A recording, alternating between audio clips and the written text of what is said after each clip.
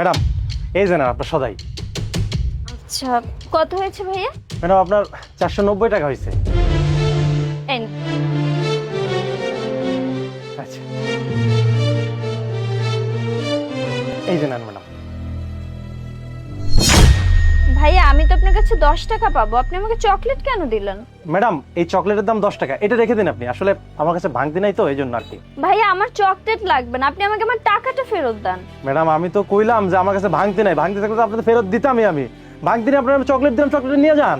আপনি কি আমার কথা বুঝতেছেন না? আপনাকে আমি বলতেছি আমার চকলেট লাগবে না, আপনি আমার 10 টাকা ফেরত দেন। ম্যাডাম আমি তো আপনার কথা বুঝতেই পারতেছি, কিন্তু আপনি আমার কথা বুঝতে পারতেছেন না।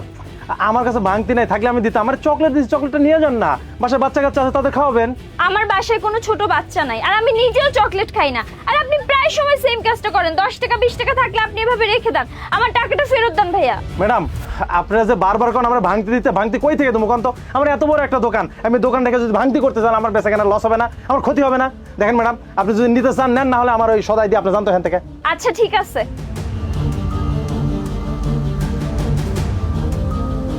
ভাই এক প্যাকেট এনার্জি প্লাস বিস্কুট দেন তো। দাঁড়ান স্যার, এই যে নেন। কত? 80 টাকা। এই যে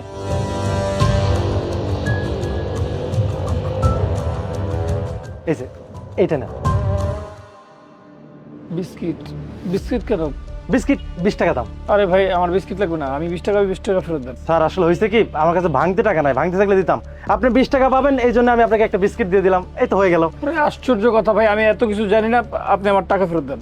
আরে স্যার এইভাবে কেন কথা বলতেছেন? আপনি আমার কাছে জিনিস দিতে আসছেন, আমি আপনাকে জিনিস দিলাম, আমার কাছে ভাঙতি নাই, আমি আপনাকে তার বিনিময়ে 20 টাকার একটা বিস্কিট দিলাম, আপনি না নিয়ে এভাবে কথা বলতেছেন। দেখেন স্যার, আমার কাছে জিনিসপত্র নিলে পর আমার কাছে ভাঙতি না থাকলে আমি যা দিবো তাই নিয়ে চলে যাইতে হবে, আর নাহলে আমার জিনিসপত্র ফেরত দেন তো, জানতো এখান থেকে। নিচ্ছি, তবে আশেপাশে যদি দোকান থাকতো না আমি জীবনেও আপনার কাছ থেকে সদাই নিতাম না। আচ্ছা ঠিক আছে, যান। হো আপা, আপনি আবার আসছেন? হ্যাঁ ভাইয়া, হয়েছে কি, বাসায় অনেক মেহমান আসছে তো, আরো অনেক সদাই লাগবে। এই যে এখানে সব লেখা আছে, আপনি একটু দেন। আচ্ছা ঠিক আছে, আপনি 2 মিনিট দাঁড়ান, আমি 2 মিনিটের মধ্যে দিচ্ছি।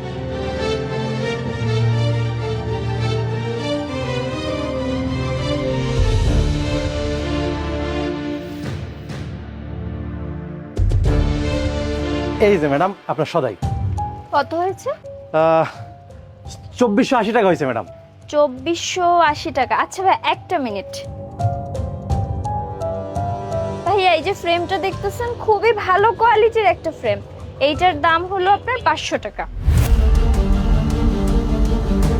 আর এটা হচ্ছে আমি শপিং মল থেকে ফুলের টপটা কিনছিলাম, খুবই ভালো, একদম নতুনই বলা যায়। এইটার দাম 300 টাকা। আর এই যে শাড়িটা দেখতে পাচ্ছেন, এটা আমার মায়ের শাড়ি, আমার মার খুবই পছন্দের একটা শাড়ি।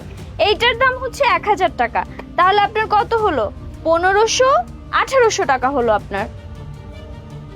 আর এইটা 200 টাকা দিয়ে দিয়েন, তাহলে আপনার কত হলো? 2000 টাকা। আর 480 টাকা আপনার। এই যে 480 টাকা। ভাই আসলে হয়েছে কি, এই দুটোর দাম 500 টাকা, আপনি 20 টাকা কম দিন, 480 টাকায় দিন, তাই না? তাহলে ভাইয়া 2480 টাকা তো হয়ে গেল।